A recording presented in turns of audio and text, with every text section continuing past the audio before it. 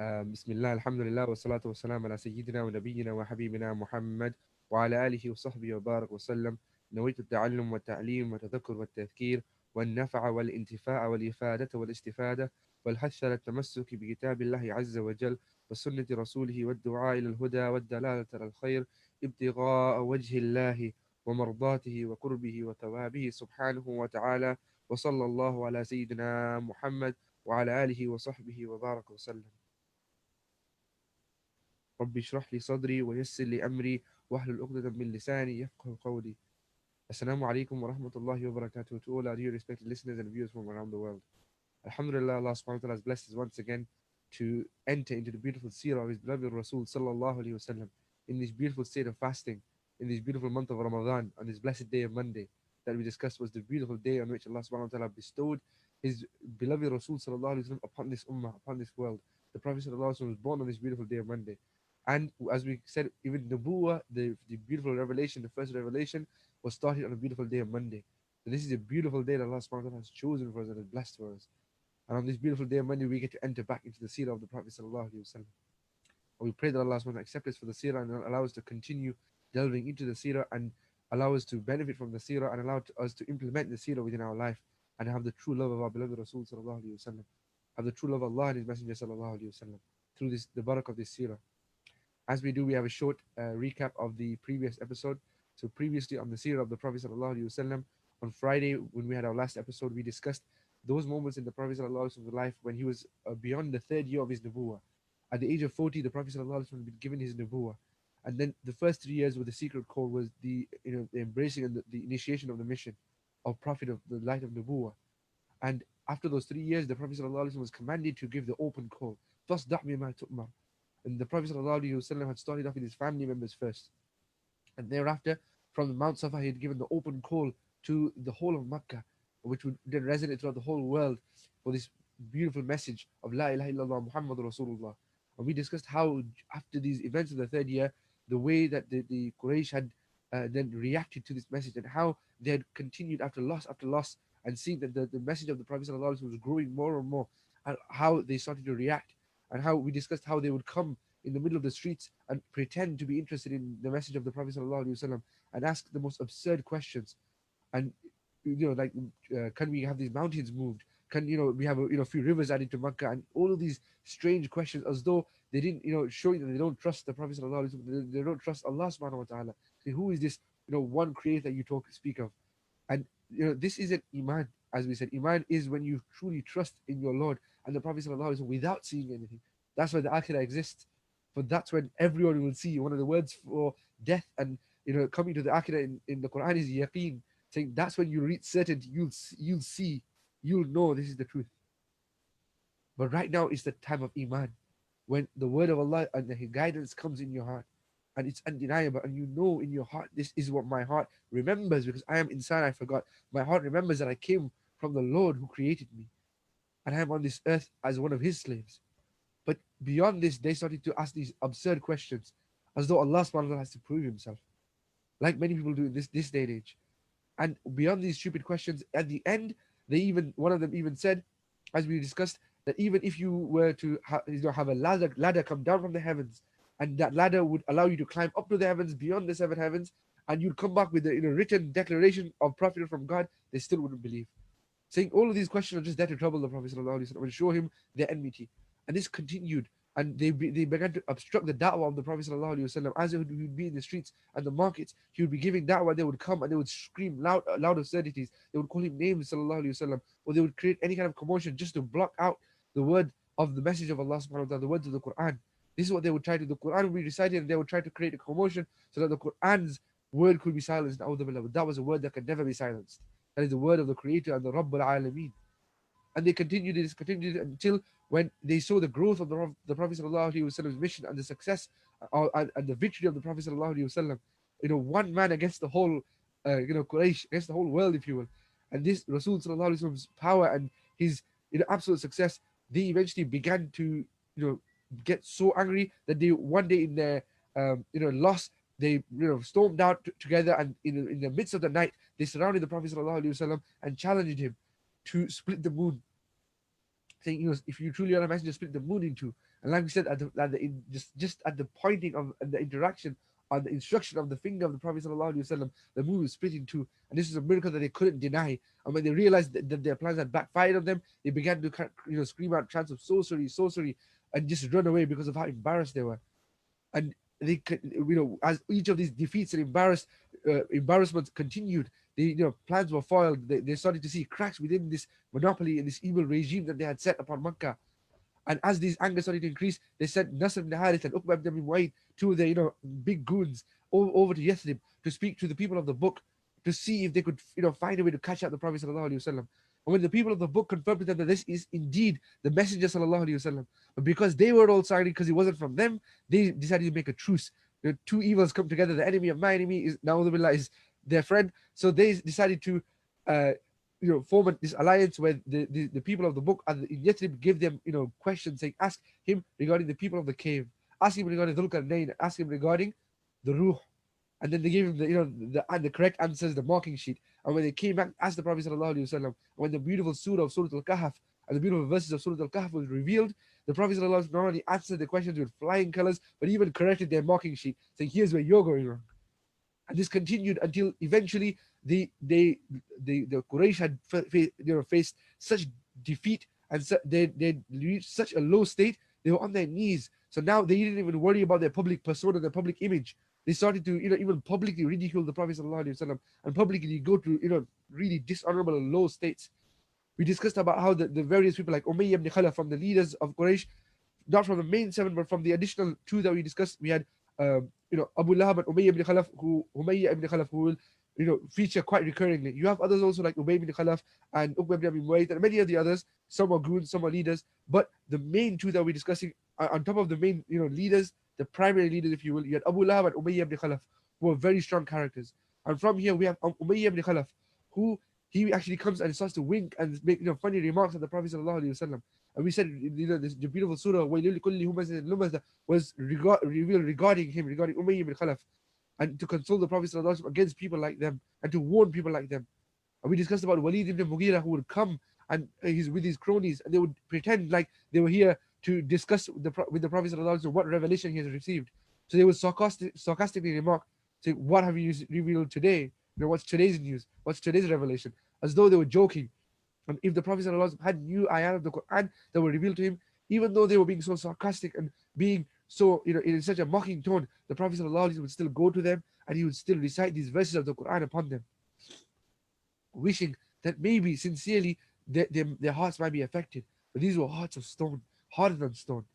And they would continue to mock the Prophet sallallahu alaihi wasallam until when they began to see that one of the days, whilst they're in Dar Nadwa, they're planning and plotting all of these ways to try and obstruct the message of Allah subhanahu wa ta'ala, they were one of their cronies came in and informed them that the Prophet sallallahu alaihi wasallam is praying salah in the haram, because the Prophet sallallahu alaihi wasallam's heart wished to pray in the haram. So he entered into the haram and his beautiful forehead entered upon sujood in the ground, sending all shockwaves of purity through that ground where all of these idols and all of this dhulm and oppression had tainted this beautiful city.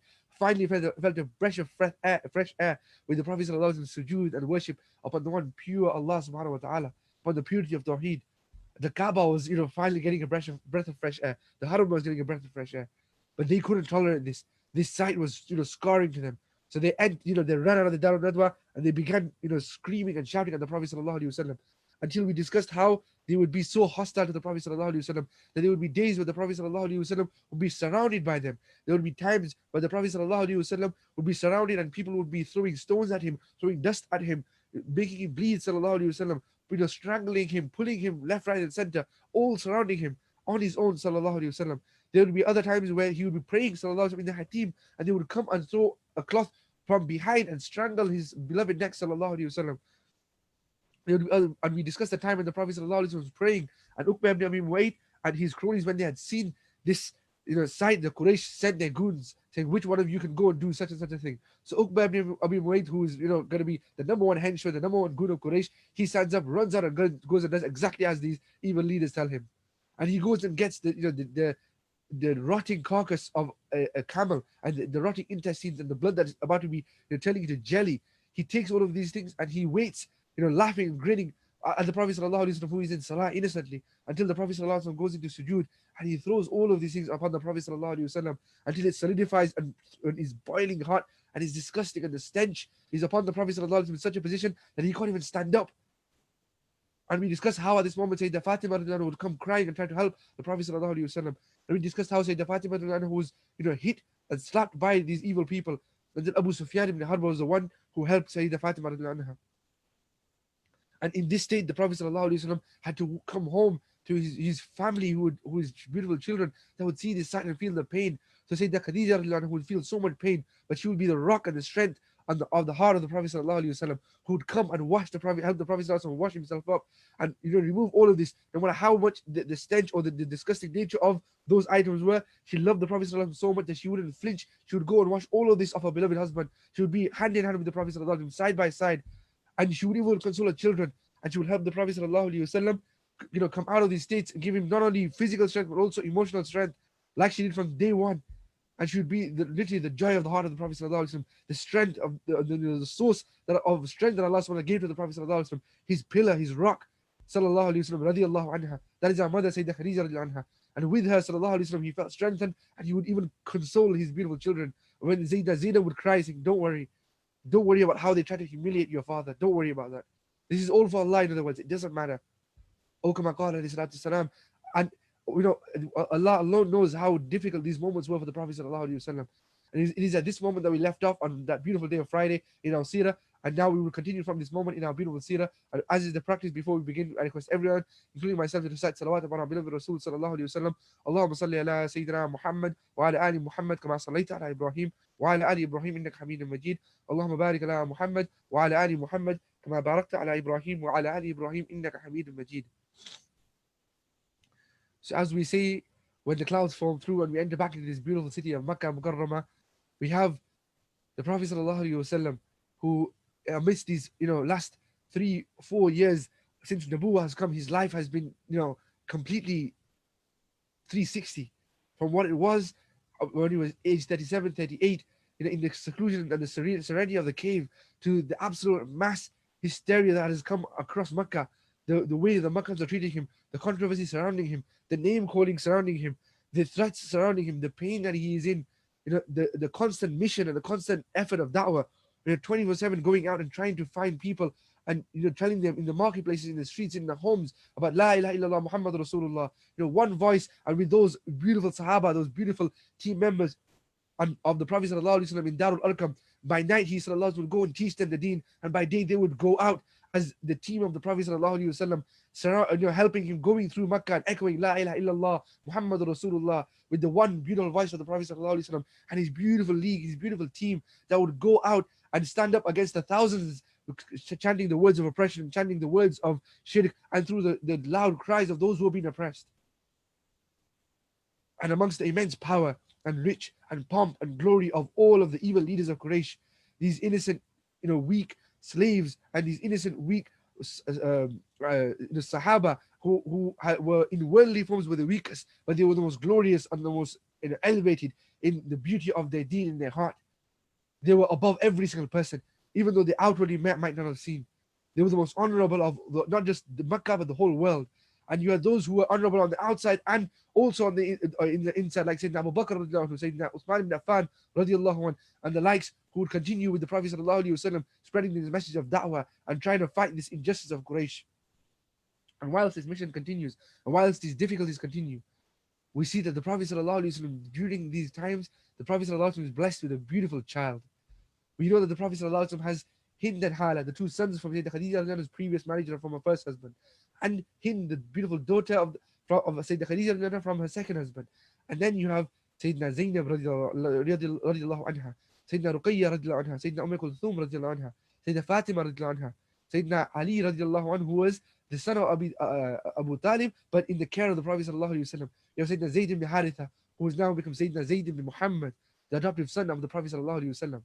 And now in this beautiful household, along with the memory of Sayyidina Qasim radiallahu anhu, the beautiful son of the Prophet sallallahu alaihi wasallam that had passed away, in the midst of all of this, mass panic and all of this chaos and all of this hard work and all of this effort, in all of this rush, the Prophet sallallahu alaihi wasallam feels the serene peace as his beautiful son enters into this world.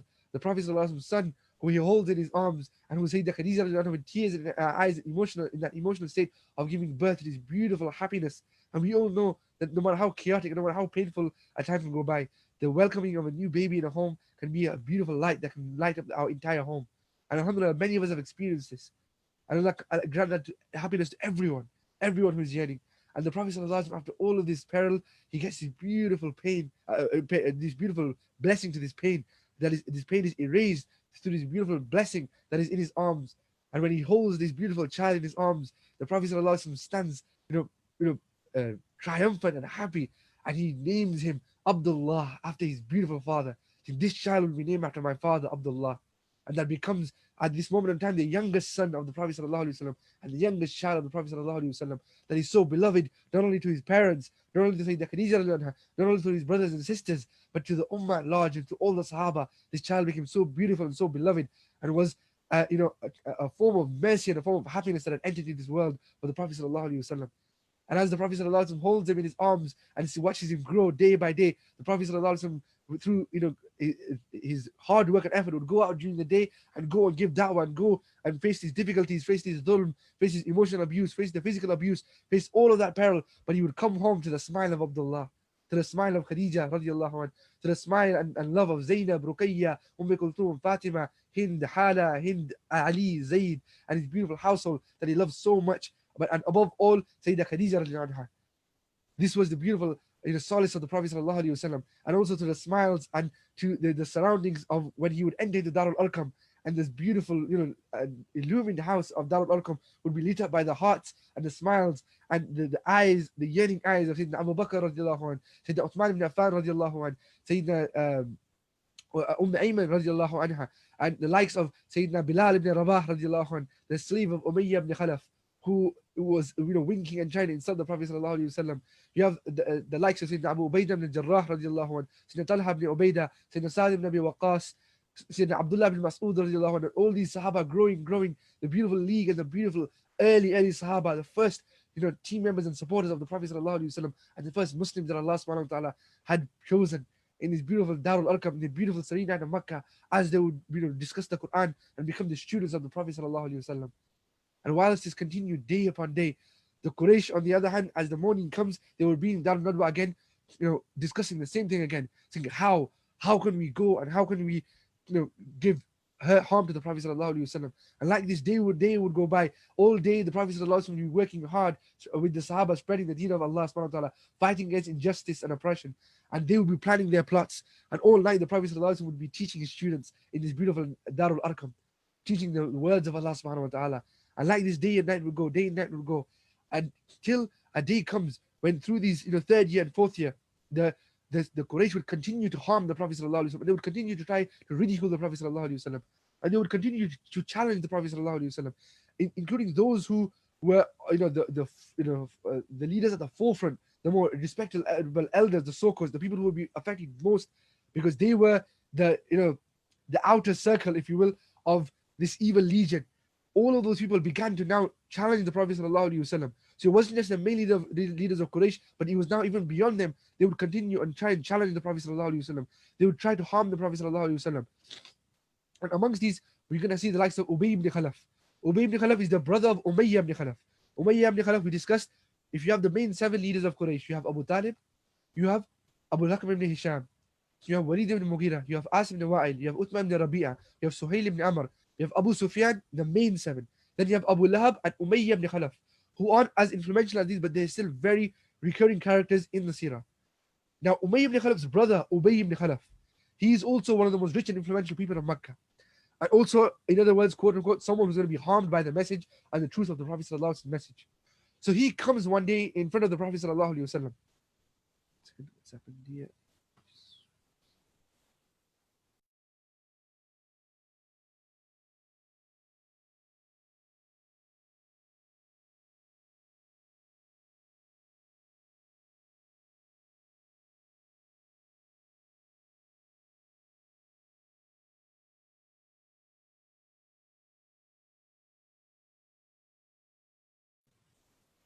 Sorry about that, a small glitch. Okay, so continuing onwards. So Ubay ibn Khalaf comes and he approaches the Prophet sallallahu alaihi wasallam, And he says to the Prophet ﷺ as a challenge, he takes a decomposing bone in his hands, and he's beginning to challenge. No, there was many notions of the Deen that and the message of the Quran beyond just La ilaha illallah that they were also trying to challenge and trying to avoid. One which was resurrection, Hashr, knowing that in this world they could get away with whatever they want. But these were people that denied the Akhirah. And when the verses of the Akhirah would come regarding the punishment and the warnings of Allah subhanahu wa ta'ala to such people, they began to fret because they didn't want to be accountable for what they did. They thought that they would get away with everything that they're doing. And Allah subhanahu wa ta'ala is reminding them that everything they are doing, like in Surah Al-Kahf, that this book, from the smallest to the minutest to the biggest thing, everything big and small is recorded in this book. You're not going to get away with anything. The things that you did in the darkest of night, those evil meetings that you had in the depths of the night, in your secret, lairs, which you thought no one would know, those things that you kept between you, Allah knows all of those things, and you're going to pay for all of those things. Everything you've done, even in this world, you think you're getting away with it, but Allah is just letting you, you know what? Keep going. Let's see how far you go. Allah is giving you the respite until one day you will be catched, and when you are catched by the grasp of Allah, nothing in this world can stop or save you. Then you won't be able to get away no matter what. And the warnings of the punishment in the Akhirah when they are seized by Allah subhanahu wa ta'ala, by the evil of their actions. Those things that they thought they would get away with, they will never get away with. When his warnings came, they were so worried and they were fretting. So they started to challenge the notion of the Akhirah, trying to act hard, trying to act like, no, it doesn't scare us, when he was petrifying them inside. So he comes and he takes his decomposing bone and he takes it in his hand and he crushes it in his hand in front of the Prophet sallallahu alaihi wasallam, and he lets the powder run through. And he says, you're trying to tell me that this Lord, this Creator you're talking about, is going to resurrect me when I'm dust like this? He's trying to challenge who? He's trying to challenge Allah, the power of his Creator. He says, this Lord, this Creator that you speak of, you're telling me that when I decompose like this bone, this dust, he's going to take this dust and bring me back to life again? And the Prophet ﷺ answers him powerfully, saying, of course Allah will. Indeed Allah will. Definitely. He will bring you back like that dust in the exact intact state. And the Prophet ﷺ gives him that powerful answer regarding Hashr, regarding resurrection, that we all have to face. Inna Allah la yukhlif al-mi'ad. And Allah never fails in his promise. And it is at this moment that Allah subhanahu wa ta'ala gives a powerful answer in the verses that he revealed towards the end of Surah Al-Yasin. So if you go to in the most common Qur'ans that we have, if you open the Qur'an, the last page of Surah Yasin, just towards the top, those final few verses that are revealed were revealed regarding this incident when Ubay ibn Khalaf challenges Allah and challenges the Rasul of Allah, saying, when I am decomposing into these bones, this bone in my hand that I hold, he was acting hard with this fist of his, saying this, that I'm just crushing in my hands, what, that powder can come back? When I am like that powder, it can come back?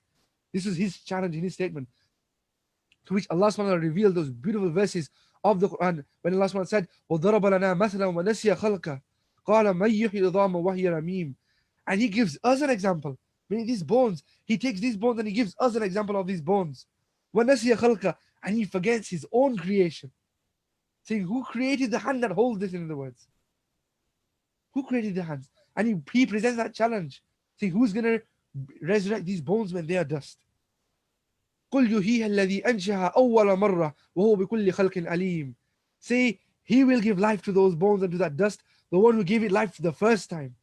The one who created you in the first place, he will give life to that. الَّذِي جَعَلَ لَكُم مِّنَ الشَّجَرِ الْأَخْضَرِ نَارًا فَإِذَا أَنْتُم مِّنْهُ تُوقِدُونَ. It is he who made you from the green tree, made for you from the green tree fire, and then from it you ignite. أَوَلَيْسَ الَّذِي خَلَقَ السَّمَاوَاتِ وَالْأَرْضَ بِقَادِرٍ عَلَىٰ أَن يَخْلُقَ مِثْلَهُم. Is not the one who created the heavens and the earth. Forget you, the heavens and the earth, the entire solar system and the planets and the universes. The one who created every single thing greater than you. The universe in which you were just a minuscule dot. The one who created all of that. Is he not capable of doing it a second time? If he's done it once, can't he do it again? Bala wa huwa al-khallaqul alim. Certainly, he is the one who creates again and again and again and again. Continuously. Every moment he's creating. And we can't even count those. And he is all knowing of every single thing. إِنَّمَا أَمْرُهُ إِذَا أَرَادَ شَيْئًا. For when he decrees a thing, when he decrees any single thing, when he decides to do anything at all in all of creation, whatever you see, whatever Allah decrees, أَن يَقُولَ لَهُ كُن فَيَكُونَ. He simply says to it, be, and it is, it becomes. That is the power of Allah. فَسُبْحَانَ الَّذِي بِيَدِهِ مَلَكُوتُ كُلِّ شَيْءٍ وَإِلَيْهِ تُرْجَعُونَ. And so all glory and all praise and all purity and transcends the one in whose hands belongs the power and the dominion of everything, and to him is your return. In other words, forget what you hold in your hands. Your challenge is the one who holds everything in his hands. Malakutu kulli shay, biyadihi malakutu kulli shay. Glory is to the one who holds everything in his hands, and to him you will return. These powerful verses were revealed at this moment, regarding this moment, this incident, when Ubay ibn Khalaf challenged the Rasul sallallahu alaihi wasallam in regards to the resurrection. And like this, the Quraysh would come and give various challenging and absurd questions to the Prophet sallallahu alaihi wasallam, and the Prophet sallallahu alaihi wasallam would give them pure answers, and Allah would reveal beautiful, powerful verses of the Quran, early Meccan verses and Meccan surahs that were revealed to challenge the Quraysh. And these verses are so beautiful, and time doesn't allow us to enter into all of them, but each one is a challenge in itself. And these challenges continue until the Quraysh reach rock bottom. And these are one of the times where they literally fall on their knees, and it's almost as though they accept defeat. They go back to the Dar al-Nadwa, back to the drawing board. They're all narrating what's happened to them, all of the defeats. I had this, face off with this Sahabi. I had a face off with this Sahabi. I had a face off with the Prophet this day. I had a face off here. I had a face off there. And they're all narrating everything that's going on.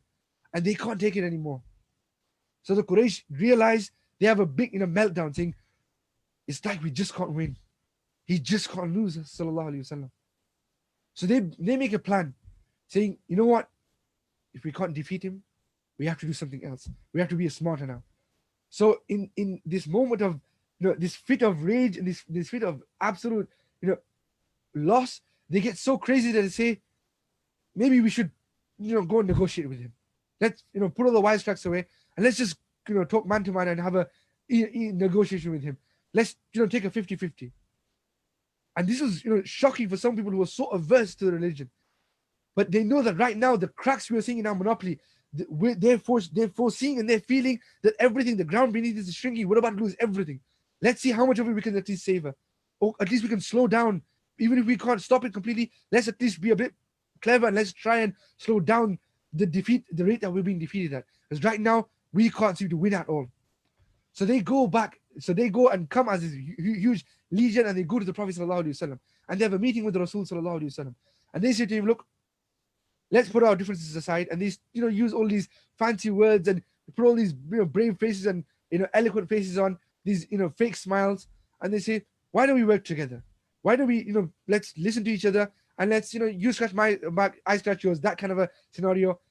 We don't need to be in enmity with each other. We don't need to defame each other. Why do we need to falsify you, and you need to falsify us and our ways and our teachings and all of these idols? Why don't we do one thing? Why don't we work together to do something which is pleasing to both of us? So why don't we take some of your religion and some of what we're saying and mix it together? Let's intertwine these faiths. And then why do we do one thing? Why do we follow? Or if you wanted, we could follow. 1 year you decide how the religion goes, and what people believe, like so on and so forth. And 1 year we'll decide what gets to go. So 1 year it'll be our kind of party, but 1 year you get to have a bit more of a say. But overall, we all decide together. We have something that whatever you're happy with and we're happy with, we keep that. Whatever we both don't want, let's just get rid of that. So we'll give you a portion of yours into our religion.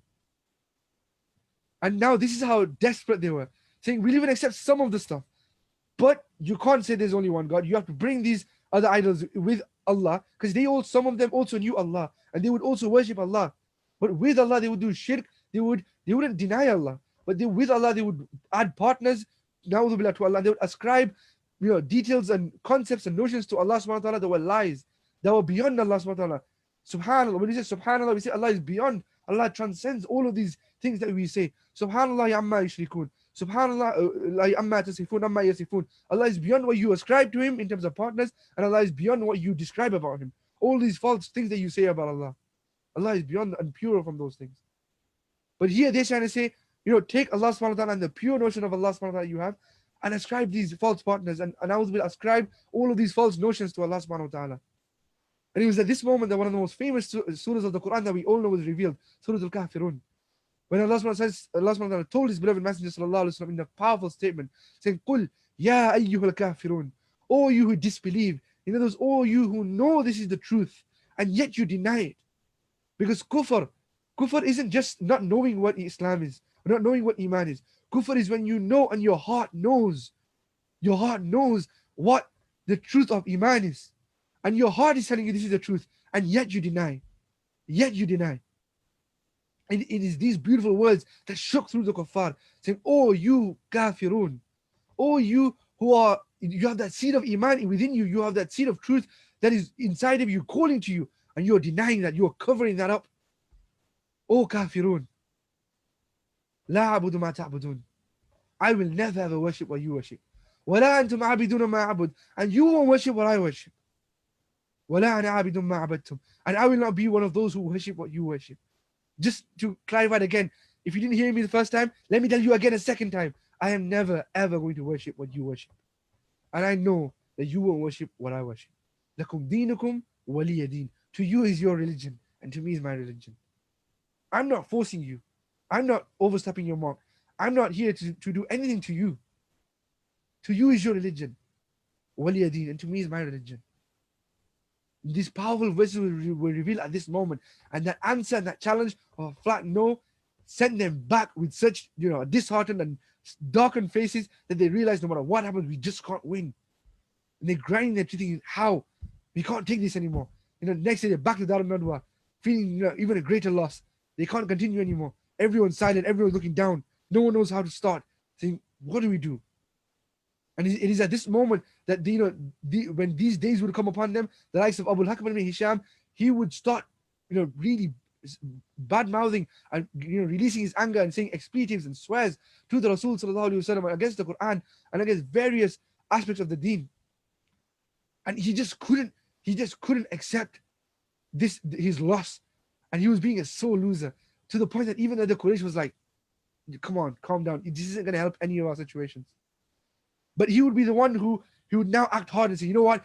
Trust me. Next time I see him, this is what I'm going to do. This is what I'm going to do. You see, he dare do this. And all this strong talk." And he actually challenged, saying, "You know what? On my watch, all of you, you guys are all failures. I'm going to make sure it's going to be me who's going to stop this." All of this, strong talk. And he led on to say that if I ever see him even come into the haram, I'd even dare pray, salah, just pray to Allah subhanahu wa ta'ala. This is what he's talking about. I'll take a stone and smash it upon, na'udhu billah, his pure head, sallallahu alayhi wa sallam, saying, I will smash it upon his head when he's in sujood. These are the same people who have stamped upon the neck of the Prophet sallallahu alayhi wa sallam when he's in sajda, who have thrown carcasses upon the Prophet sallallahu alayhi wa sallam's pure body, who have kicked and hit him and pelted him with stones. This is the same Abu al-Hakam ibn Hisham that used to cast dust and dirt on the face of the Messenger sallallahu alayhi wa sallam's pure face when he was trying to give da'wah, sallallahu alayhi wa sallam. He's now saying that if he ever, amongst all of the other things, he's saying if he was to ever see the Prophet sallallahu alayhi wa sallam come into the haram, he would take a stone and cast it upon the beautiful head of the Prophet sallallahu alayhi wa sallam. These are the struggles that the Prophet sallallahu alayhi wa sallam faces in his 4th year of his mission in Nabuwah that is continuing on towards his 5th year. And after this challenge, after this big talk, even the Qurayshi leaders knew that Abu al-Hakam, he talks a lot, he talks a great deal, but he doesn't always back it up. He talks a lot, acts very less. And he doesn't always back up his words, statements. So a day comes when the Prophet ﷺ is seen entering into the haram. And he ﷺ raises his hands to pray salah in front of the Kaaba, facing towards Masjid al-Aqsa, but as you said, towards Rukn al-Yamani, so he could face both the Qibla of the Kaaba and the Qibla of Masjid al-Aqsa. And whilst he's praying salah, sallallahu alayhi wa sallam, imagine that beautiful scene.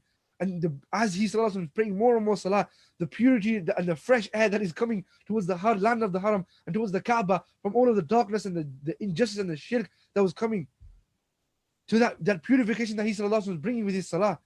At that state, the Quraysh witnessed this sight, and this news comes to Abu al-Hakam ibn Hisham. And Abu al-Hakam, when he sees this, his eyes begin to flare up, bloodshot, and his blood begins to boil. And his fellow cronies remind him, saying, Abu al-Hakam, didn't you say, we recall you said you do this and you do that, and if you ever saw the Muhammad sallallahu alaihi wasallam pray salah in the haram, you would go and smash with a stone his pure blessed head sallallahu alaihi wasallam. And then reminding him, saying, go on, let's see, back up your words. Let's see if you are the man you pretend to be in Darul Nadwa. So Abu al-Hakam gets, at this moment, he realizes that even my cronies are challenging me. So the fool that he was, and look at his name. His name was, he had another name. It was actually Amr ibn Hisham. Amr, Ain Mim Ra. Amr was known as Abul Hakam. Abul Hakam means the father of wisdom.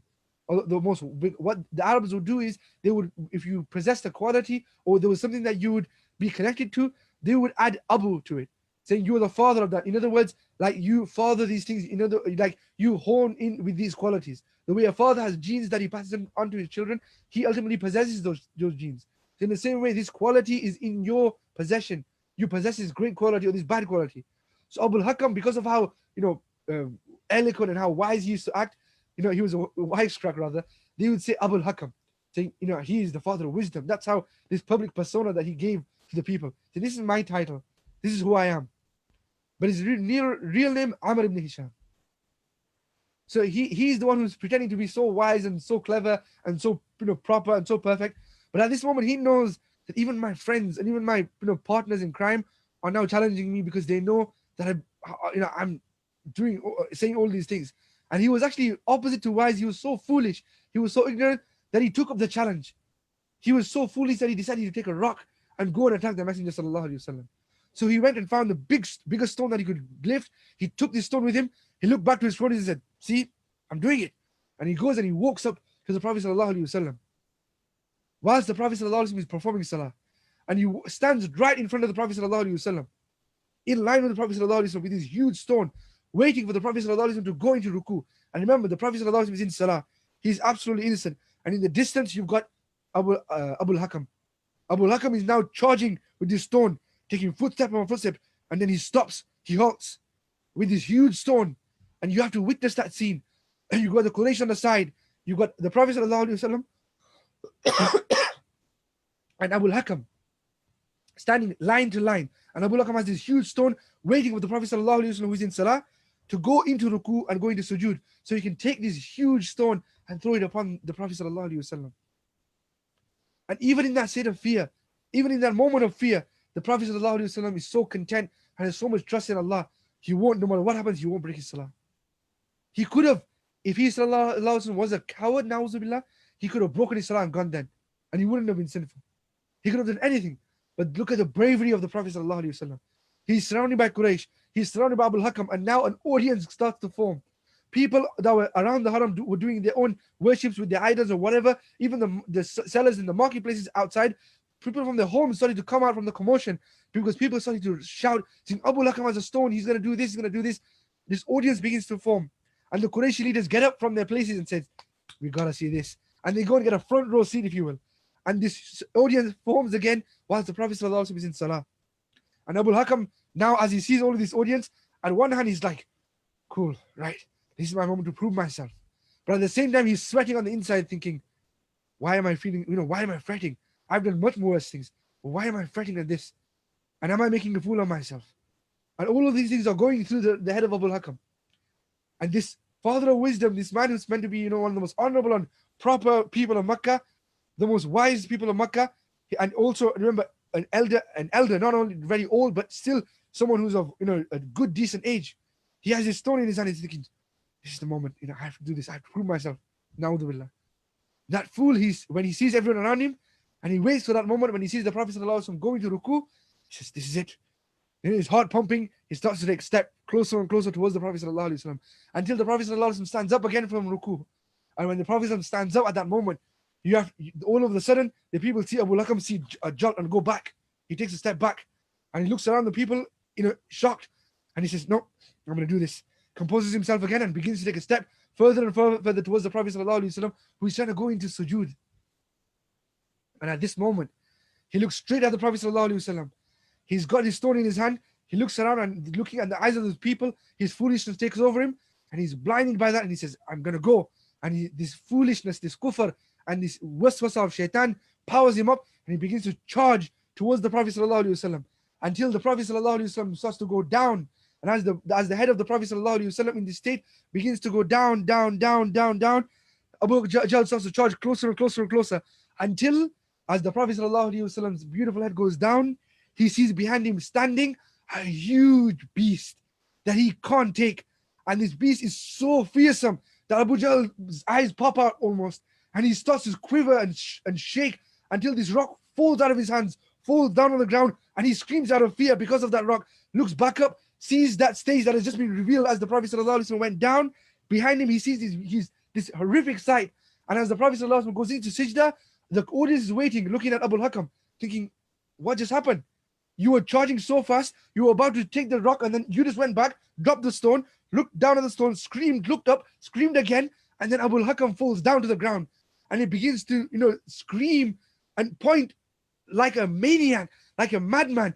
And he begins to, push himself further back, now not charging back, but he's on the ground, on this dirt stand, trying to push himself back as much as he can, absolutely petrified.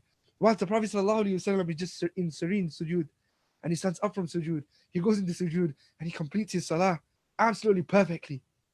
And while all the meantime, the Prophet ﷺ is in this serene state with him and Allah subhanahu wa ta'ala. And when he does his taslim and he looks up, all he can see is this huge crowd creating this commotion, and everyone's jumping on top of each other to have a look. And the Quraysh are looking at each other thinking, what an idiot. What an anticlimax. What just happened? And all they can see is Abu Lakam's looking to them saying, look, look. And he's pointing, saying, he's just screaming like a maniac, crying like a girl, thinking, what's happening? Like a little, like a little baby gets scared of something. Like a baby. He's crying. This person who's acting so hard. I'm the man of Quraysh, I'm this, I'm that. He's crying and he's petrified at this sight that he can see standing behind the Prophet ﷺ as a strong God, guarding the Prophet ﷺ. This sight that he's so scared with, that his face is pale and he's murmuring all these, idiotic, stupid things until he turns around because he can't take that sight anymore. He comes up and he runs away. He runs away murmuring like a madman, petrified like a little baby. Absolutely, completely, I don't even know what word, dishonored and, completely defeated. That is the state of Abu Hakam at this moment. Abu Hakam ibn Hisham. And from this moment, because of his ignorance, because of his stupidity, that was the real quality he possessed. The wisdom wasn't something he possessed. He just pretended. But the real quality of ignorance and foolishness that he had within him manifested, and Allah made that come out in front of everyone.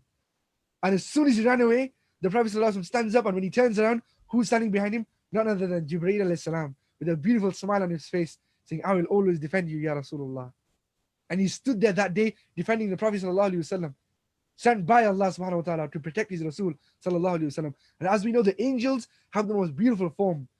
And when a believer dies, the angels, they come in the most beautiful forms. But when an evil person, and Allah protect all of us, and when a kafir dies, the angels come in the most fearsome of forms. Not because they are beautiful and perfect, but this fear is instilled within them that displays these beautiful creatures of angels in such a horrific way that their hearts begin to tremble.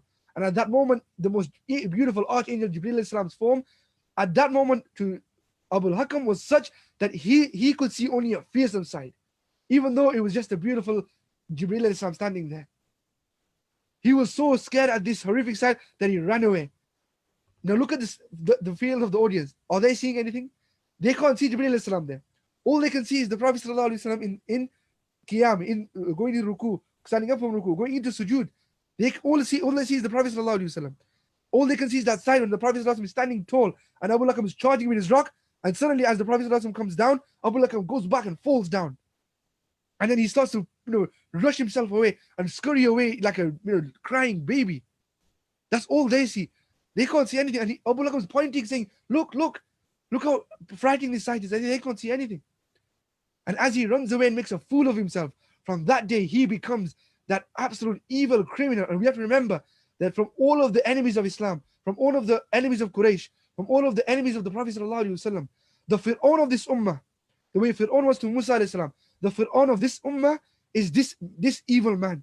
And the one who reviled and harmed the Prophet ﷺ and opposed Islam the most, number one was this person, the arch enemy, the arch nemesis from human beings, the number one criminal in Islam was this person who we will now know as not Abu Hakam, not Amr, but Abu Jahl ibn Hisham.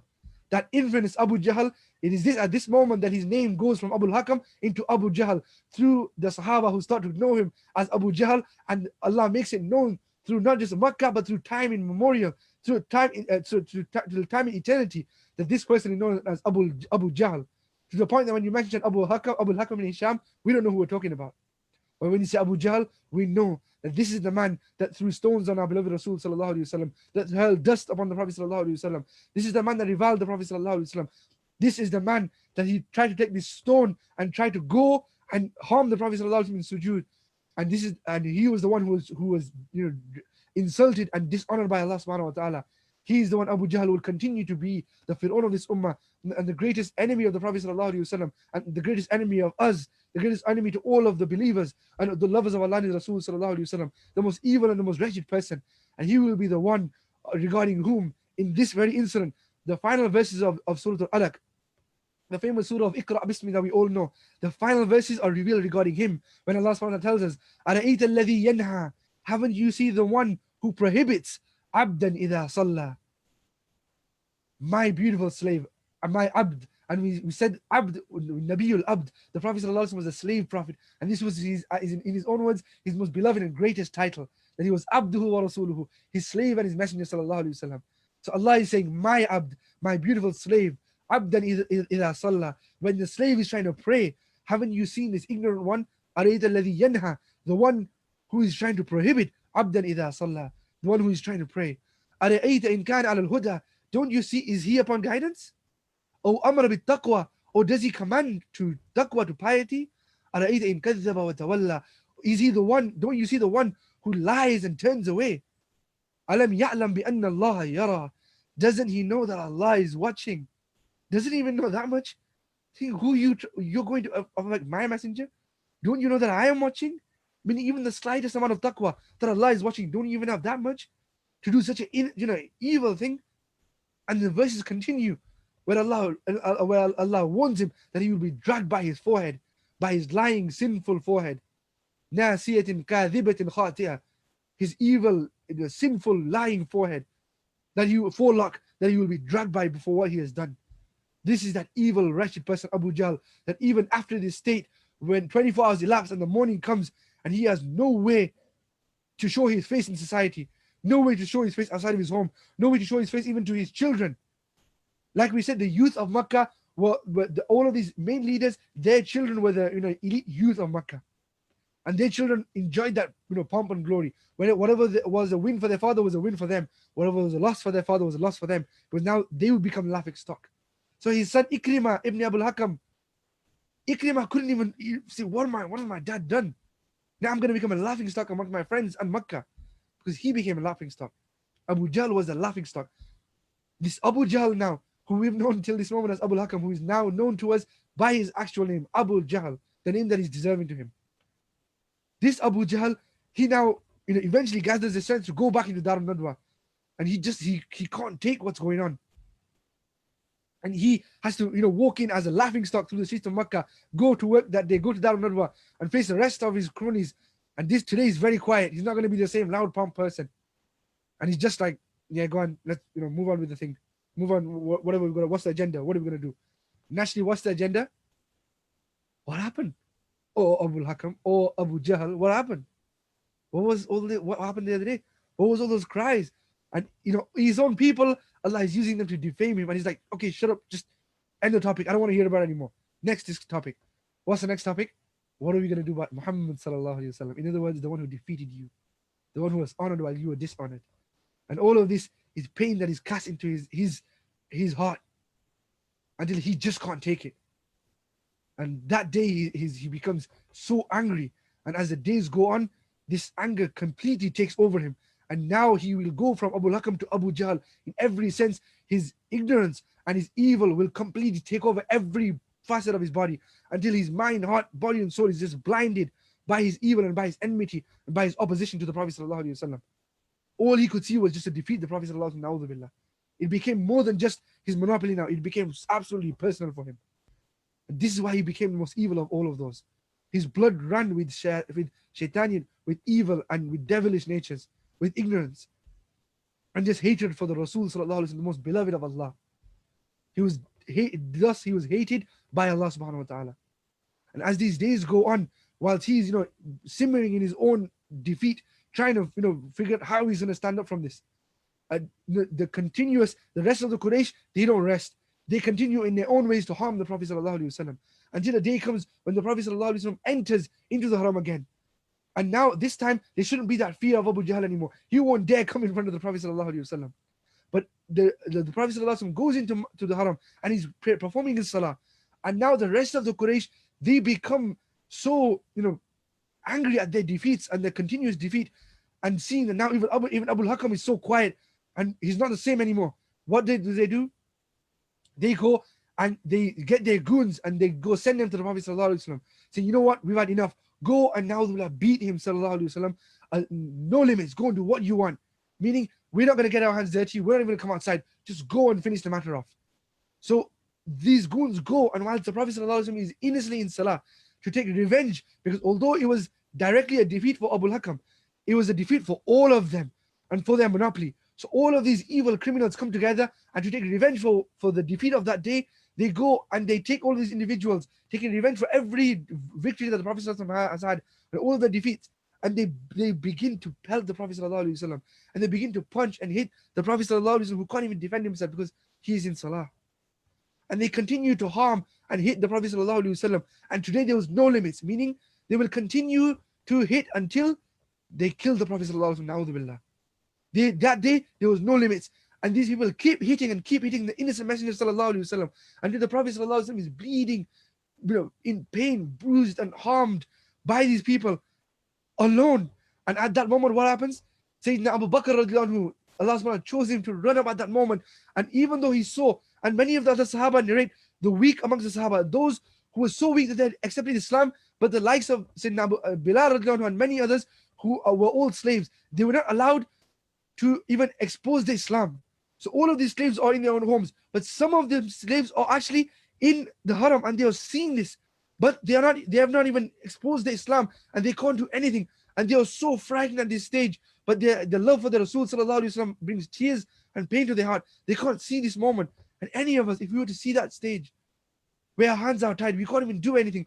And the Prophet sallallahu alaihi wasallam is in salah, and he's being beaten, tortured, hit, punched, kicked, pulled, strangled, pelted, bleeding, sallallahu alaihi wasallam, in absolute pain. The absolute zulm, absolutely being oppressed and tortured, sallallahu alaihi wasallam. This innocent, the most innocent and purest of souls, is being tortured so badly, and no one can do anything. But at that moment, seeing that he's being surrounded and jumped by several tens of men, Sayyidina Abu Bakr's heart and love is so strong that he doesn't care if there's 100 people. He marches and he runs through all these people until he forces his way right into the center, where it's just him. And now he is taking all of these beats with the Prophet ﷺ, and he screams out those beautiful words that was actually a verse of the Quran, saying, will you kill a man simply because he says, Rabbi Allah, that my Lord is Allah? Saying, what? How foolish and how oppressive, how evil are you people, that he is not doing anything to you. He's praying quietly on his own, minding his own business. Will you kill a person simply for proclaiming that Allah, the creator of all, is one? That Allah is his Lord?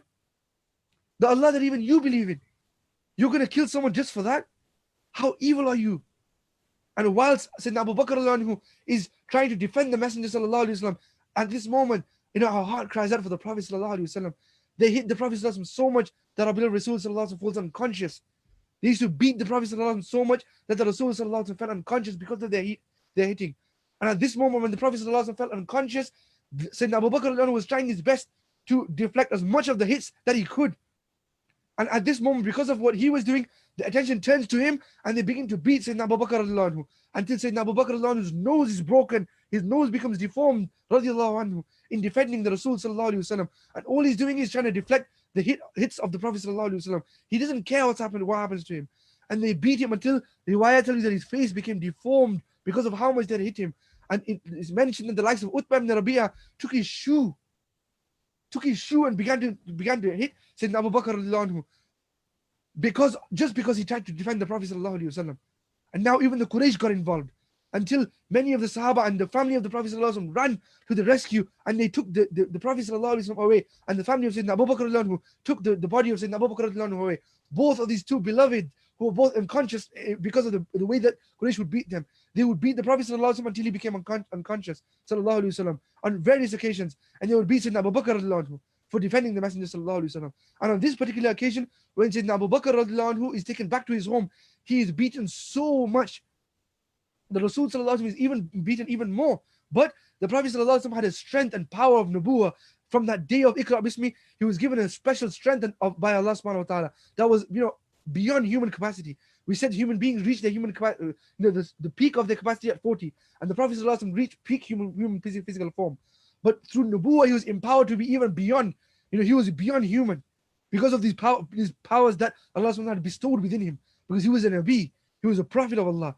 So he had been given that which no other human being had. Human beings couldn't reach that level. So he, sallallahu alaihi wasallam, because of his strength, was able to maintain himself again and compose himself again, even through such a hard torture and some beating. But Sayyidina Abu Bakr, he wasn't a Nabi. He didn't have the power that Allah SWT gave the Prophet in his veins. So because of this, Sayyidina Abu Bakr almost went into a coma for days upon days. And his family surrounded him for days upon days until they were worried that will he even wake up, will he even open his eyes again? Seeing that state, the mother of Sayyidina Abu Bakr had to witness this sight of seeing her son, unconscious and with his face bruised and deformed.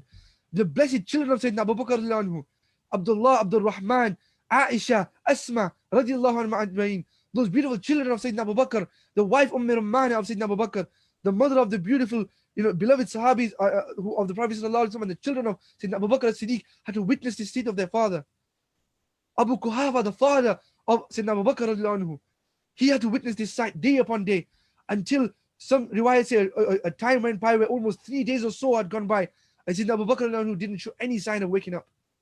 And after this long period of time, Sayyidina Abu Bakr eventually begins to open his eyes and his family surround with absolute joy and nature, this joyous nature, saying, our father, our son, my husband, our beloved has woken up. And in this beautiful sight, tears down the eyes. We all know what it's like if a loved one of ours goes into a coma, if a loved one of ours goes into a state where they are they're not conscious, when they finally regain conscious.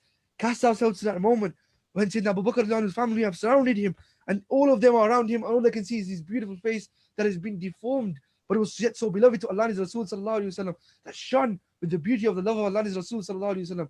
And as those beautiful eyes began to open, he looks and he sees his family around him. And it is at this moment that as a family member, they are crying, saying, Ya Abati, oh my beloved father, Ya Ibni, Ya Bunayya, oh my son, Ya Habibi, oh my beloved, oh my partner, oh everything. And to them, to the person who's just woken up, what should be to them? Oh my father, oh my wife, oh my mother, oh my children, oh my daughters, don't cry. It's so good to see you again. That is what should happen. But look what happens. Sayyidina Abu Bakr opens his eyes after 3 days. What is the last thing he saw? Rewind back from his view. All he can see is he's on the ground and he can just see the shoe of Utbah hitting again and again in his eye. That's all he can see. And I'm going to just go to the camera to mimic this vision. If this was our eyes, all you would see is just Utbah's shoe hitting again and again and again and again until your eyes are covered. And when they open again, the first thing you should be asking is your family. But when these eyes, after seeing that shoe hit, and that's the last thing you remember before everything goes a blur. When his eyes open up again, the first thing he says is, in a shock, how is Muhammad sallallahu alaihi wasallam? How is the messenger of Allah? How is my beloved Prophet sallallahu alaihi wasallam? After 3 days of a beating, when any of us has been in anesthetic or we come out of a small surgery, when you wake up, the first thing you feel is how much pain you got in your body. Imagine the pain of Sayyidina Abu Bakr, his nose, in his face, his body. But the first thing he's asking in a shocking state is, how is the messenger of Allah? What happened to him? Did they hurt him? Did they harm him? Look at the amount of love that he had for the Prophet sallallahu alaihi wasallam. Think 3 days of waking up, no matter what pain I feel, no matter what family members I see, beloved, more beloved than all of you, and more beloved than myself, is my beloved Prophet sallallahu alaihi wasallam. And this is why Allah subhanahu blessed him so much, because no one could be like Sayyidina Abu Bakr radhiyallahu anhu. Think, how is the Prophet sallallahu alaihi wasallam? Kayfa Rasulullah? How is Rasulullah sallallahu alaihi wasallam? Never mind me, never mind my family. I don't care how happy you are. How is the Prophet sallallahu alaihi wasallam? And at this moment, the family his parents were Muslim at this point. His family are disheartened, saying, come on. We're already just grappling with the fact that you've taken so much beating for Muhammad sallallahu alaihi wasallam, but now you disregard all of us, you disregard yourself, and all you ask for is, how is Rasulullah sallallahu alaihi wasallam, Muhammad sallallahu alaihi wasallam? The true definition of when, as the Prophet sallallahu alaihi wasallam told us, Iman will not be complete within you. In other words, until the Prophet sallallahu alaihi wasallam is more beloved to you than your family, your wealth, your children, your wives, your parents, and more than your own self, more than everything else. Sayyidina Abu Bakr radiallahu anhu showed it that day, saying, more beloved than everything is mine, Rasul sallallahu alaihi wasallam. May Allah subhanahu wa ta'ala grant us all that love. Like Sayyidina Abu Bakr radiallahu anhu for our beloved Rasul sallallahu alaihi wasallam, the beloved of Allah subhanahu wa ta'ala. And look at how much love he has and how much care he has. His family are consoling him, but he says, no matter how painful, I can't move, but I don't care.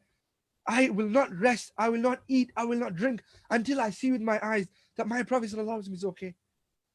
That he sallallahu alaihi wasallam is okay.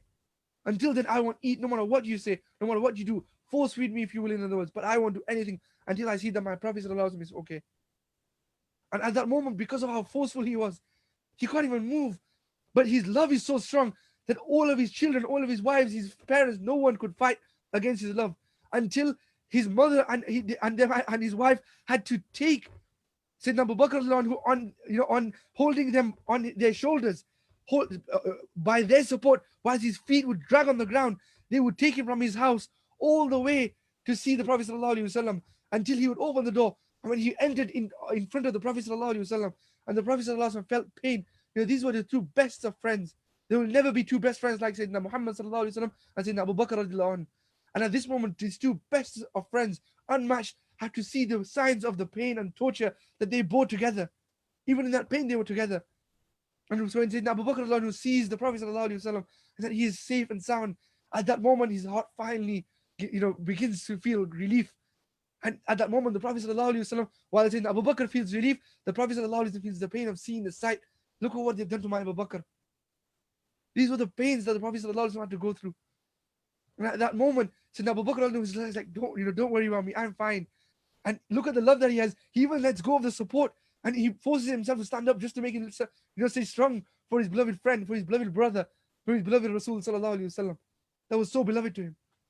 And these two best of friends, best of brothers, unmatched in their muhabbat and connection, they looked to each other and found solace to each other through their friendship, through their brotherhood.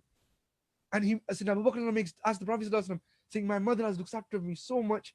He's been so good to me. Please, Ya Rasulullah, please make dua that Allah give guidance to my parents. And the Prophet made dua for the parents of Sayyidina Abu Bakr, who then accepted Islam because of the barakah of that dua. And these are the difficulties that the Sahaba, no matter how rich and influential they went through, and no matter how beloved the Rasul was, this was the difficulties that he went through just to pray one salah, just so that La ilaha illallah Muhammad Rasulullah wouldn't be silenced, and its echoes would continue throughout the world, so we could stand here and say La ilaha illallah Muhammad Rasulullah. So these narrations and these stories would reach us, and we could seek power through them. What excuse do we have to be scared to be Muslim, to be scared to have a beard, to be scared to wear a hijab, to be scared to wear the Islamic identity, to be proudly Muslim, to pray salah, to follow the sunnah of the Messenger sallallahu alaihi wasallam? What excuse do we have when the Prophet sallallahu alaihi wasallam went through so much for us? This is the state that the Rasul sallallahu alaihi wasallam and the Sahaba are in, the torture that they went through. And this is just examples of the physical torture. Physical torture, like they say, sticks and stones can break my bones, but sticks and stones, they can break your bones, right? And we say, well, words can never hurt me. But the reality is actually very opposite. Sometimes the way a tongue can hurt and the way that psychological, emotional pain can hit, you can never recover from that. You can have your bones broken, and that bone can be remended. You can have a surgery. Your bruises can go. Your physical pain can go, and you can even forget about that when you sleep. But emotional pain, psychological pain, these things are something that are very, very hard to get over. And on top of all of the physical pain and torture, they put the Prophet ﷺ through such immense emotional and psychological torture. We have, for example, the likes of Abu Lahab. Abu Lahab, who? The uncle of the Prophet ﷺ. The one who loved the Prophet ﷺ so much, who fed feasts for the Prophet ﷺ, who used to rejoice at the birth and the sight of the Prophet ﷺ, who became the father-in-law of the two daughters of the Prophet ﷺ. Sayyidina Zainab is married also. Sayyidina Ruqayya and Sayyidina Kulthum. The second and third daughters of the Prophet ﷺ are married to who? Utbah and Utayba, the first and third sons of Abu Lahab. So the first and third son of Abu Lahab marries the second and third daughter of the Prophet ﷺ, as it comes based on different riwayat. And as being the father-in-law of his daughter ﷺ, and his uncle, the brother of his father, being all of these things, we said from the very first moment, when the Prophet ﷺ in that third year just gave that first da'wah in closed doors, in that open, in that beautiful, hospitable meal that he gave to his uncles and his close family. From that very moment, he forgot everything and became a staunch enemy to the Prophet ﷺ. And he's never ceased since. What does Abu Lahab do now? To add upon everything else that he used to do, he used to physically, what would he do? He would take, garbage and sewage. They didn't have, bin men like we have nowadays. They didn't have, the black bins and the red bins that like we have nowadays. They didn't have any of those things. They had certain areas where they would have to go and throw their rubbish and their sewage from their home. What would Abu Lahab do? He would take the sewage, the dirt, the feces, the rotting animal carcasses, and all of the rubbish of his home. He would take it and he would go and throw it and dump it outside of the door of the Prophet ﷺ. And the Prophet ﷺ used to recall this, saying, 2 neighbors that I had that were the most difficult upon me, Uqba ibn Abi Muwayd, the chief henchman, the goon of the Quraysh of Makkah, and Ubay bin Khalaf, and Abu Lahab, his own uncle. These were the 2 close neighbors of the Prophet ﷺ that never ever, day and night, even when he was in his home, they never let him rest in peace. So he would come, and many of us, to imagine this sight, if we were to go to our bins on bin collection day and just open our bins and look at how bad the smell is and the sight is when you see our rubbish. And many of these rubbish, it's not the same. This isn't even sewage. This isn't even rotting meat or anything like that. It's many times it's in bags. It's been recycled. But you look at the state of that. Imagine that 10 times worse. And all of that filth is just being, with all of the animals, the insects, is just being dumped outside of the door of the Prophet ﷺ by who? His own uncles. He would come and throw and dump this garbage outside the door of the Prophet ﷺ. And on top of this, his wife, Jamil, who is who? Like we said, the leaders, they would keep everything within their closed circuit. So we had, for example, Abu Sufyan, the 7th leader we discussed. Abu Sufyan's sister is Jamil. She is married to Abu Lahab, the uncle of the Prophet ﷺ. Jamil, the wife of Abu Lahab, she was a carrier of firewood. She herself, she became so staunch an enemy of the Prophet ﷺ. Who is she? The mother-in-law of the daughters of the Prophet ﷺ. She would be the one that at night, in the dark of night, she would go and she would take thorns and prickly thorns and sharp objects, and she would go and spread them across the path of the Prophet ﷺ. So when he ﷺ's beautiful feet would walk out with those beautiful na'alain out and step foot in the morning outside, or if he would step foot at night going to Darul Arqam where there's no street lights, when the Prophet ﷺ would be stepping, his feet would bleed because of these prickly thorns and these sharp objects. This is how much hatred and physical torture and you have to imagine that with this physical torture comes so much emotional torture, because my own uncle, my own aunt doing this to me. Those who loved me so much for 43 years, they loved all of those meals that we had together.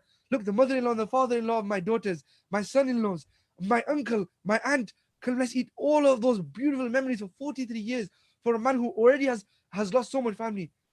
I've just lost you also. And this is how much you hate me? Because I say La ilaha illallah, Muhammadur Rasulullah. We more than complain when our families don't listen to us when we're talking about deen. Look at the Prophet sallallahu alaihi wasallam. Like we said, his entire life is a solace for us. He went through everything he went through for us. Look at what he sallallahu alaihi wasallam does. Look at how much he has to go through. This is how his uncle and his aunt. So even in their physical torture, there was emotional torture. But to add to this, look at what Abu Lahab does. On top of going and throwing garbage at his door, on top of placing thorns, Abu Lahab and Jamil, look at how they would treat the daughters of the Prophet sallallahu alaihi wasallam. They would make life a living nightmare for the daughters of the Prophet sallallahu alaihi wasallam, until one day Abu Lahab comes and he tells his sons Utbah and Utayba, saying, this moment you will divorce your wives. I don't care how much you love them, I don't care what happens. You will go and divorce them. And he went, and what did he do? It was a statement that he would come and throw not only garbage, but now he will come and throw the hearts of the Prophet sallallahu alaihi wasallam at his door, saying, I've come and throw your daughters at your door. Take your daughters, they are divorced from my sons. And this was the pain that they put the Prophet sallallahu alaihi wasallam through. The Prophet sallallahu alaihi wasallam had to welcome his daughters in tears, his heart that he loved so much. Two of his daughters in one go divorced, and they would come back to the house of the Prophet sallallahu alaihi wasallam in tears, and their husbands, they weren't just doing it because they hated them. There was love between them, and suddenly their father-in-law that was so beloved and so nice to them, and Jamila was always harsh to them. She was, even before she was harsh to them, but she's now even harsher. Our mother-in-law is being so harsh to us. Our father-in-law suddenly changed complete 360, and now we have been returned to the home of our father, separated from our husbands at such a young age. They were, merely teenagers at this moment. This is the pain, and the Prophet ﷺ to go through this pain. And the worst part was, as we said, the Prophet ﷺ was aristocratic family. He was royal blood, and because of this, the Prophet the Prophet ﷺ didn't see the same rank and same kind of prejudice that they had. But for them, like we said, they only married with someone who they saw equal. Now, Utbah and Utayba, they were the sons of Abu Lahab. And Abu Lahab was one of the most foremost, most famous, and well-respected leaders of Makkah. He was one of the richest, most influential. His sons were extremely beautiful. They shared genes with the Prophet ﷺ. They were the most beautiful and eligible battlers of Makkah. They were the most respectable youth of Makkah. Like we said, you have the leaders and their sons were the most eligible bachelors and the most, the celebrities that would be the highest followers on Instagram in this day and age. They're on all these TV shows. They don't know why they're famous, but because daddy's famous, they're famous, and they just enjoy it. They were the best of clothes, the best of perfumes, best of travels, best of food, best of everything. And every girl wants to be after them. This is how Utbah and Utayba were. So it wasn't just about hurting the Prophet ﷺ emotionally, but it was a statement saying, in order to degrade the honor of the Messenger ﷺ and to degrade the honor of his daughters, who, not because the Prophet ﷺ was trying to have this pomp and glory, but because she was royal blood, radiallahu anha. They were royal blood, they were the sons, they were the daughters rather, of the most beloved Rasul ﷺ and the most honorable man of Makkah, Al-Amin al-Sadiq, one of the most beloved and honorable men of Makkah, and truly the most honorable, the most handsome, the most beautiful man of Makkah, the most well-respected man of Makkah, royal blood, the grandson of Abdul Muttalib. His daughters, the granddaughters of Abdul Muttalib, they in themselves were so sought after, and they were so pure. These were the daughters of the Prophet ﷺ. But what happens when they're married to one of the most eligible and handsome bachelors of Makkah? For Quraysh, in worldly terms, it was a match made in heaven. So for Abu Lahab, this was a statement saying now that the Prophet ﷺ is being reviled by the Quraysh, and they're trying to take away that honorable status that could never be taken away from him. To add to this, by divorcing the daughters of the Prophet ﷺ, they began to insult and speak ill of the daughters of the Prophet ﷺ, almost as though they were trying to bring down the honor of the daughters of the Prophet ﷺ, so that no one else would marry them. So you know what? They're this and they're that. My sons are na'udhu billah, this and that. Almost as though their sons were above, and their daughters of the Prophet ﷺ weren't worthy for them, na'udhu billah. When in reality, it was Abu Lahab and his family the one worthy of the Prophet ﷺ. And you have to be in the position of a father. Because when anyone who's seen a father and the way he worries about his daughter, this precious pearl, that he is raised with so much love and muhabbat, when the father worries about the marriage of his daughter, or when the mother worries about the purity and the marriage of her daughter, the tears that come out, the sleepless nights and the du'as that come out, and only the people who have witnessed this or who are parents themselves will know that pain. And you have to put yourself in the position of the Prophet ﷺ. And on top of everything else that he's going through, on top of all of the bruises and blood, on top of all of the emotional pain, on top of knowing that there's rumors and there's been dishonorable things mentioned to trying to attack the honor of his daughters and him, sallallahu alaihi wasallam, and the Deen of Allah, he has to see and witness the pain and the tears of his daughters, the heartbreak of his heart, sallallahu alaihi wasallam, not one but two, and he has to go through the sleepless nights saying, who will marry my daughters? How will I give my daughters a beautiful life when they can be with someone who is loving to them again? This is the state that the Prophet ﷺ is in. And this is the way that they would torture the Prophet ﷺ. But it was at this moment that Allah subhanahu wa ta'ala would show how the Prophet ﷺ would always be honored, would always be protected. And we have to say that even in this state, they didn't stop. It wasn't like, that's it, we've done enough now, we're happy. Their hearts were so evil that no matter what they did, they were never happy enough. Hurting the Messenger sallallahu alaihi wasallam, shaitan would make them so thirsty that no matter how much they hurt the Prophet sallallahu alaihi wasallam, it was never enough for them. And look at how much they've already done. Even just to pinch the Prophet sallallahu alaihi wasallam, astaghfirullah. How evil would it be to hurt the Rasul sallallahu alaihi wasallam like that? Just to look at him with those eyes. But look at how much they have done. And it is at this moment, during these ordeals, that Allah subhanahu wa ta'ala revealed the beautiful surah that we all know so well. Tabbat yada Abi Lahab. That surah that mentions that the two hands, those hands with which he used to throw immense pain to the Prophet ﷺ and throw garbage on the doors of the Prophet ﷺ's house. Those hands with which he used to hurt the Prophet ﷺ. Those hands with which he divorced the daughters of the Prophet ﷺ from his sons, forced his sons to do so. Those hands with that statement that he made to curse, Tubban lak, he used to say to the Prophet ﷺ, saying, may you be disgraced. Allah said, Tabbat yada, may your both hands be disgraced, for saying that to my Rasul sallallahu alaihi wasallam.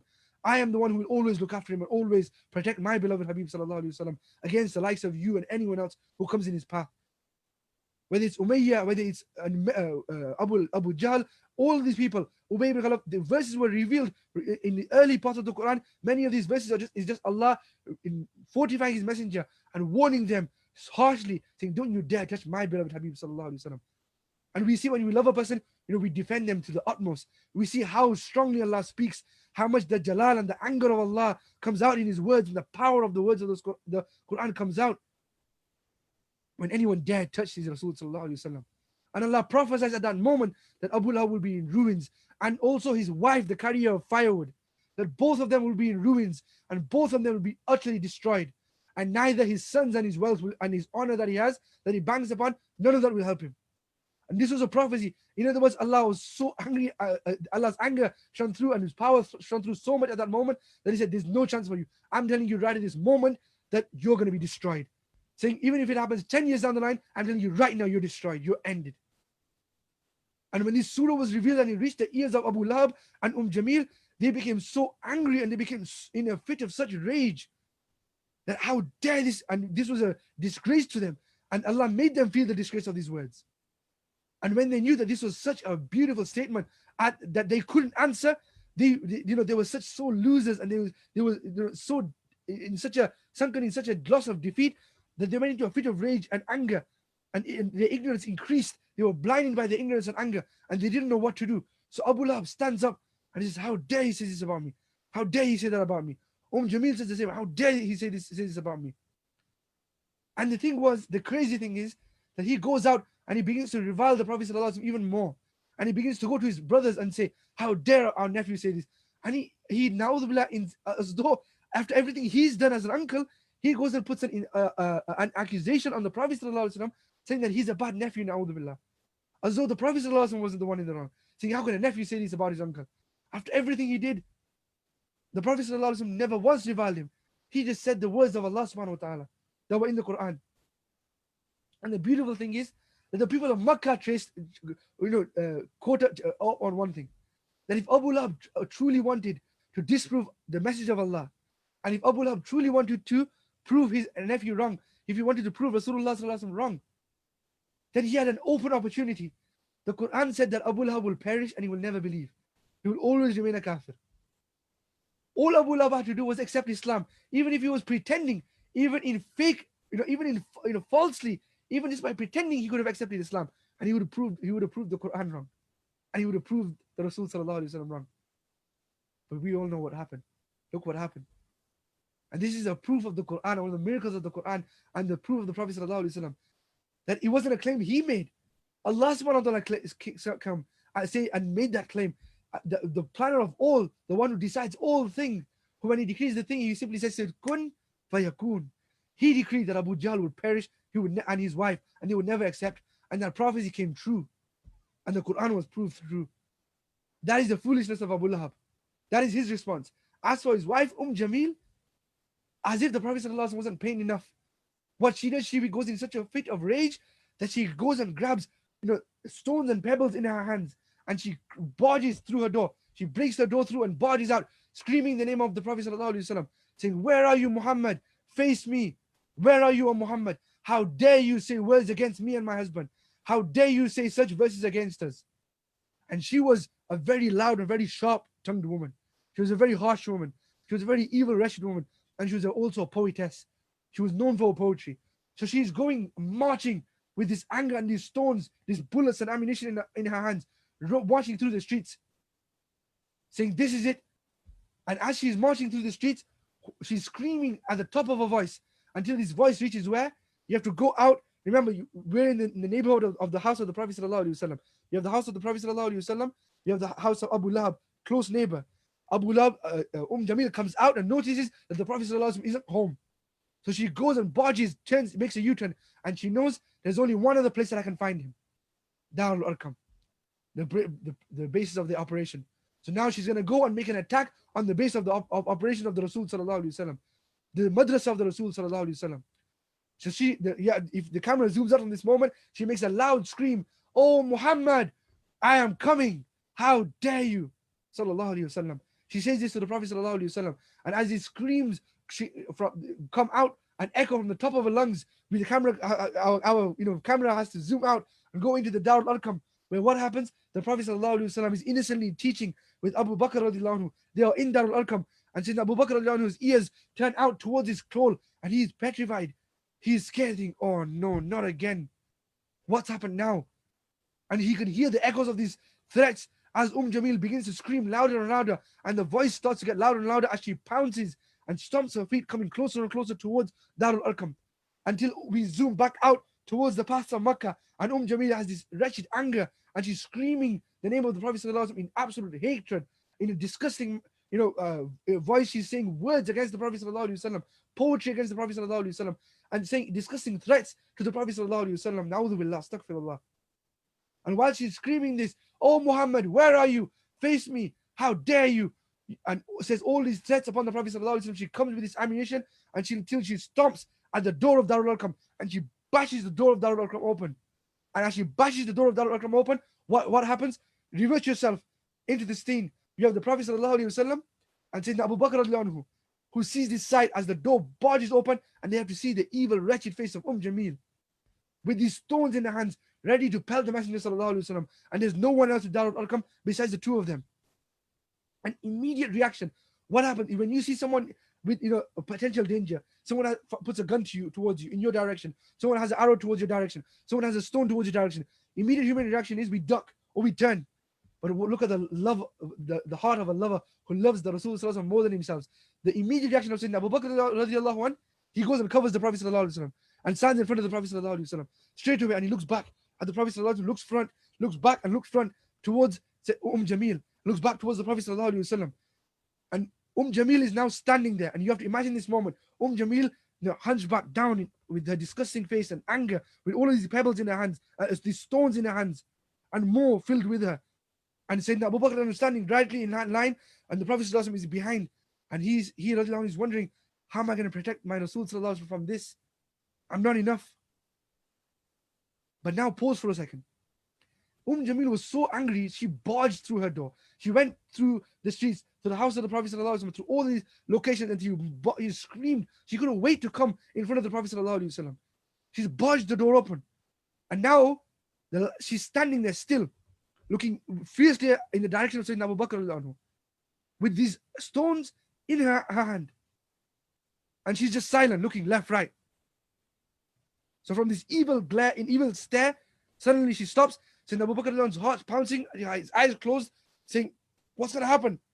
And he opens his eyes and he's thinking, nothing's happened. What's going on?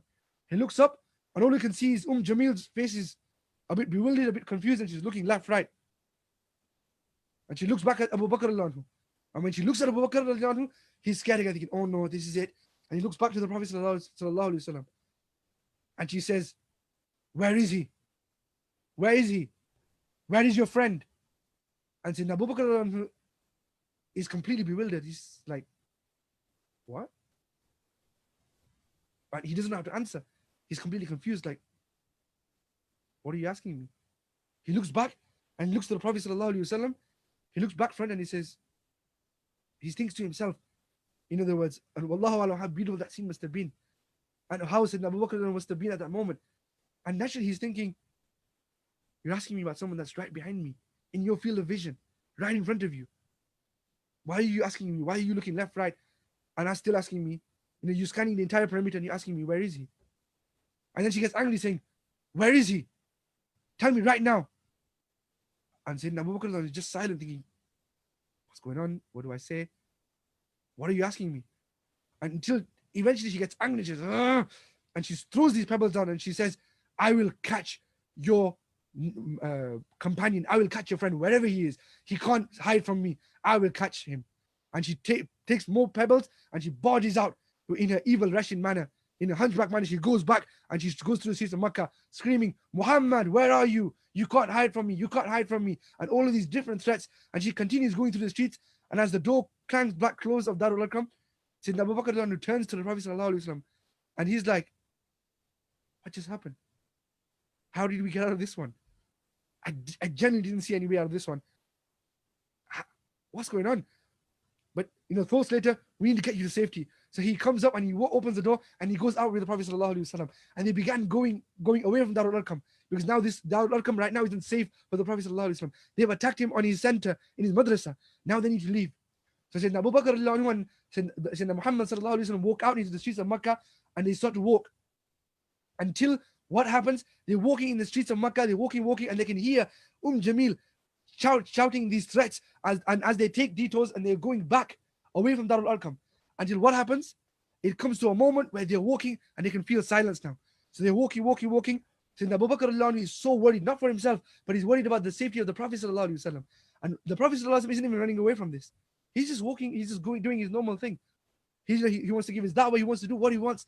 He's not scared in the least bit, even after such an encounter. And Jamil wasn't a woman to mess with. And whilst they're walking and this silence comes upon them, Sayyidina Abu Bakr, he starts to feel peace. Okay, maybe we're safe now. Maybe she's calmed down. Whew. And just as he takes his breath, suddenly Jamil comes and her ugly, wretched self just comes and stomps herself right in front of Sayyidina Abu Bakr with these, her evil, wretched face, her grin on her face, and these huge stones and pebbles that she was carrying in her midst, ready as ammunition, ready as bullets to hit the Prophet ﷺ. And she comes and sat right in front of Sayyidina Abu Bakr, giving an absolute shock to Sayyidina Abu Bakr. And now he's petrified, thinking, oh no. Just when you thought it took a breather, just when you thought she's calmed, she's right in front of us. The person he was trying to escape is standing right in front of him. And this time, they're not in Darul Arqam. They're not just in the confines of Darul Arqam. There's literally no way to hide. They're in an open expanse. There's no way to hide at all. And his natural instinct would have been to cover the Prophet ﷺ. But this time, the Prophet ﷺ is right beside him. So now you've got Sayyidina Abu Bakr radiallahu anh, and Sayyidina Muhammad ﷺ. And right in front of them is Jamil, standing right in front of them, both of them there. And Sayyidina Abu Bakr radiallahu anh, his heart is pounding for love of the Messenger ﷺ, and he's looking left, looking right towards him, towards his side, back towards Jamil, thinking, what's going to happen this time? And Jamil has her teeth grinding with anger, and she looks at Abu Bakr again, and this time Sayyidina Abu Bakr knows that this is only within a fraction of a second. All of these thoughts, all of these emotions are going through, and now he's thinking, what are we going to do this time? And whilst he's looking at the Prophet ﷺ, trying to think, how can I protect the Prophet ﷺ? Yeah, and you have to imagine this moment in slow motion. Everything has to slow down. Air slows down, the sound of commotion of Makkah slows down. Jamil slows down, and all you can see is the evil saliva falling from her face with her wretched face, and the evil grin, her teeth grinding, and these stones, and she's just standing still as time pauses. And Sayyidina Abu Bakr is just slowly looking towards the Messenger sallallahu alaihi wasallam, thinking, you're millimeters, just short distances away. What do I do? And at this moment, as he's, absolutely time is frozen for him, this phrase breaks by the loud voice of Jamil, who suddenly breaks the floor and says, where is he? Where is your friend? Same thing again like Darul Arqam. And at that moment, Sayyidina Abu Bakr is thinking again, what? What's happening? This time he's not even behind me. There's no way you can miss him. He's right. Even in Darul Arqam, he was right in front of you. This time he's actually right in front of you. Nothing is hiding him. And why are you asking me about someone that's right next to me, that's right in front of you again? And at this moment, Jamil is asking this, and seeing the silence of Sayyidina Abu Bakr, she's getting even more angry, and her face is becoming even more wretched. There's more saliva coming out of her mouth, the teeth are grinding, and she's saying, where is he? Tell me now. And as her wretched anger is getting more and more stuck for Allah, Sayyidina Abu Bakr returns to the Prophet ﷺ, and all he sees is the beautiful Sallallahu Alaihi Wasallam, absolutely content with the beautiful smile of the Prophet Sallallahu Alaihi Wasallam. And he's looking and thinking, how can you not see him? Sallallahu Alaihi Wasallam. He's right here. And he's looking back until he realized that both in Darul Arqam, if you ran back in Darul Arqam, the moment the Prophet Sallallahu Alaihi Wasallam and Sayyidina Abu Bakr stood up and the door barged open, the Prophet Sallallahu Alaihi Wasallam at that moment, and this moment, the moment Jamil pounced herself in front of them. Both times the Prophet ﷺ became invisible. And Allah subhanahu wa ta'ala veiled his Rasul sallallahu alayhi wasallam. And he became completely invisible to Jamil. And he stood right in front of her, smiling with his beautiful smile, looking right at her, seeing her, but she can't see him. Sayyidina Abu Bakr can see the Prophet sallallahu alayhi wasallam, but Jamil can't. And at this moment, you can't help but smile. And Sayyidina Abu Bakr can't help but smile, looking at how cool the Prophet sallallahu alayhi wasallam is. And he's looking and he just says, I can't answer your question. And at this moment, after all of these hours and after all of this hard work, Jamil casts the stones down and she just lets out a big blurt because she can't contain what's going on. And she can't contain what's happening. And at this moment, like we said, she was sharp-tongued and she was also a poetess. So using a sharp tongue because of the anger of a defeat and just the frustration of a defeat, she begins to scream out a loud expletive and swear towards the Prophet ﷺ. To which Sayyidina Abu Bakr immediately defends the Prophet ﷺ. And she turns and says, you shut up, you always defend him. You believe in him and you're his friend, you just defend him no matter what. And she, na'udhu billah, astaghfirullah, says this to Sayyidina Abu Bakr, and she turns back and continues screaming all these evil words to the innocent Prophet ﷺ, who's just invisible to her. She doesn't even realize that he's standing right there in front of me. And from this, she starts to spread out a poem. You know how people draw cartoons and people write articles and people swear and make songs or whatever? This is one of the first people who starts to make something against the Prophet ﷺ. She makes a poem against the Prophet ﷺ there and then, using the talents for evil against Allah and His Rasul ﷺ, using the intellect and the gift that Allah gave her against the Creator who gave her that gift. And she starts to make a poem against the Prophet ﷺ. And what does she say? She calls the Prophet ﷺ in that poem, she gives a new title to the Prophet ﷺ. She depicts the Prophet ﷺ not as Muhammad. Muhammad was the name that Allah SWT gave him from the root words hamd, ha, mim, and dal, meaning praise, saying the one who is worthy of all praise, the one who is just pure worthy of praise and only good. She takes that word and she takes the exact opposite of it, and she says mudhammam, from the root words that mean absolute dishonor and disgrace, saying na'udhu billah, not Muhammad, not the praiseworthy and honorable one, but mudhammam, the disgraced one, na'udhu billah. And she says this whole poem, again, calling in each line, saying mudhammam is this and mudhammam is that. And she says this and she marches away from this street and goes into Makkah until all of Makkah, she broadcast it, if you will. And she's got so many views on YouTube now. It's become one of the most viewed videos on YouTube. And what happened? People have retweeted it, people have reposted it, people have rebroadcasted it. And now even the Quraysh, all the way down until it reaches the evil ears of Abu Jahl, Utbah ibn Rabi'ah, and Abu Jahl starts to call the Messenger of Allah sallallahu alaihi wasallam, and he starts to insult him, saying Mudhammam is this, Mudhammam is that. And that poem becomes an all-time hit, if you will, trending #1 on Twitter. It becomes the #1 thing that all of the Quraysh are doing against the Rasul sallallahu alaihi wasallam as it echoes through Makkah.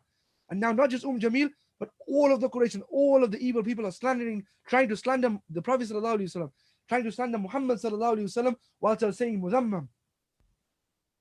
And at this moment, the Sahaba, as in Abu Bakr radiallahu anh, is so pained that he turns to the Rasul sallallahu alaihi wasallam and he looks to the Prophet sallallahu alaihi wasallam, wondering, first of all, what's just happened?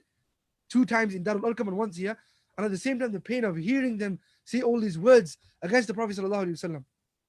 But for a brief glimpse, go back into the position of the Prophet sallallahu alaihi wasallam after being beat and pelted and hit and everything that they've just done, after everything that Abu Lahab has just done, after everything that Jamil has just done, after the pain of his daughters, after the image of the crying tears of his teenage daughters, not 1 but 2, after seeing the heartbreak that they went through and feeling the heartbreak that he has, after knowing all of the evil and the hatred that his own auntie and uncle that loved him so much for 43 years are showing him, after seeing the situation of Makkah, after missing his parents, and after missing his grandfather, after all of these pains, and after having the worry and concern of his daughters, after all of this pain upon pain, and on top of that, all of the bruises on his body, all of the blood marks on his body, of all of the peltings and all of the torture that they've given him, upon all of this pain, he now has to hear them chant in the streets about Mudhammam.